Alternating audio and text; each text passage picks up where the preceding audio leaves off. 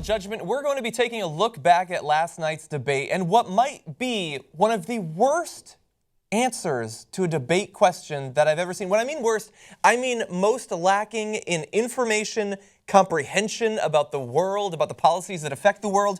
And when I say worst, I mean in history. Hillary Clinton's 9/11 thing was pretty bad, but this is worse.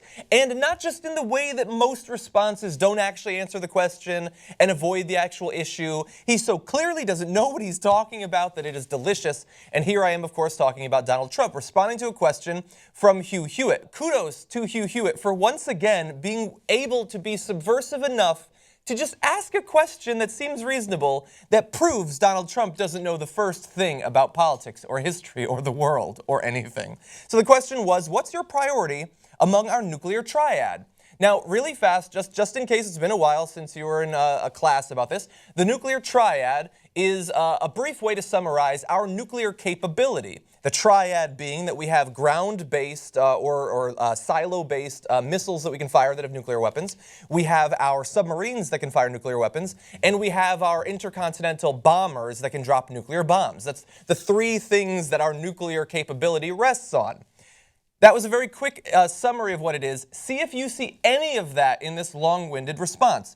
So Donald Trump says, well, first of all, I think we need somebody, absolutely, that we can trust, who is totally responsible, who really knows what he or she is doing.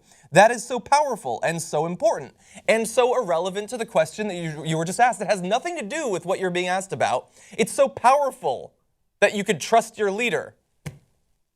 Way to go, Donald Trump.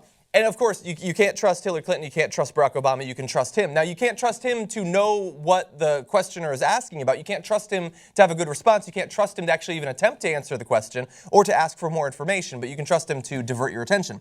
One of the things that I'm frankly most proud of is that in 2003, 2004, I was totally against going into Iraq because you're going to destabilize the Middle East. I called it. I called it very strongly, and it was very important. He said important again. The man does not know 4 adjectives.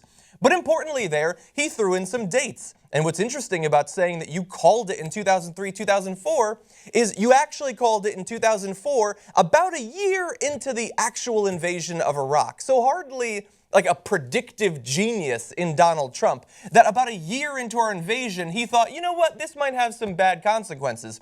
But understand that he's saying that his understanding of that region was so special in comparison to the other politicians of the time that you should make him the commander-in-chief. And yet, he was very clear at that time that he was still going to support George W. Bush, despite the fact that in 2004, George W. Bush was still doubling and tripling down on the invasion of Iraq. So it was so important, but not important enough that you would support a different candidate, Donald Trump. He says, but we have, and now he's actually going to talk about nuclear weapons, so that's nice. But we have to be extremely vigilant and extremely careful when it comes to nuclear. Nuclear changes the whole ballgame. You moron. You could have said nuclear weapons change the whole ballgame. Nuclear proliferation changes the whole ballgame. Nuclear capability changes the whole ballgame. When it comes to nuclear, and in another section of the debate, he said, I'm going to be very tough on families.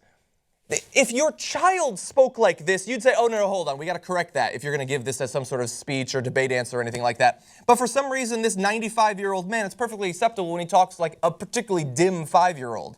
That's fine. Frankly, I would have said, get out of Syria, get out, if we didn't have the power of weaponry today.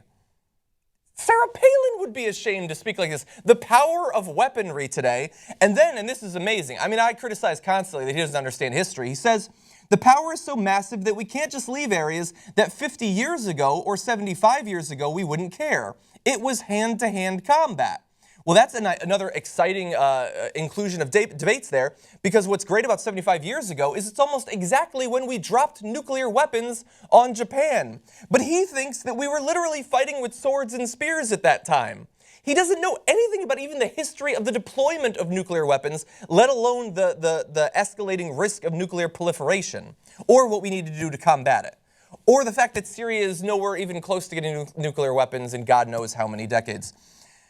He goes on to say, the biggest problem this world has today is not President Obama with global warming, which is good because you weren't asked about that, but feel free to blather about it, which is inconceivable. This is what he's saying. So what is inconceivable? That there will be global warming? You've admitted in the past that there's global warming. You don't even know your position on global warming, let alone on the nuclear triad, which you again still have not actually addressed. The biggest problem we have is nuclear, again, going back to that terminology, nuclear proliferation and having some maniacs. So good, he knows what that is.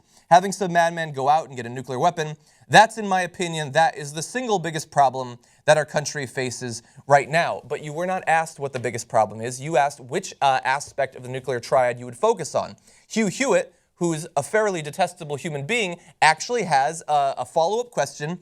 Of the three legs of the triad, though, so do you have a priority? I want to go to Senator Rubio after that and ask him. Donald Trump.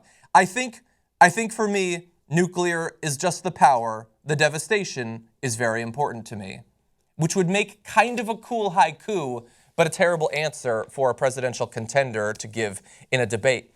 He doesn't know anything about nuclear weapons, about Syria, about foreign policy in general, and it's not July, man.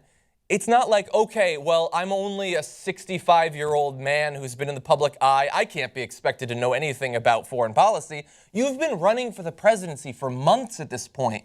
And not only can you just admit, okay, I'm not actually familiar with the nuclear triad, give me a brief explanation and then I will tell you some common sense about it. He can't even do that. He just blathers on and on about the nuclear and climate change. And it's pathetic, and he is still the front runner by something like 20 to 25 points.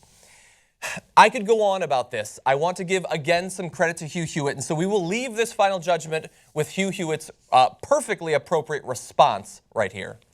What you just said is one of the most insanely idiotic things I have ever heard. At no point in your rambling, incoherent response were you even close to anything that could be considered a rational thought. Everyone in this room is now dumber for having listened to it. I award you no points, and may God have mercy on your soul.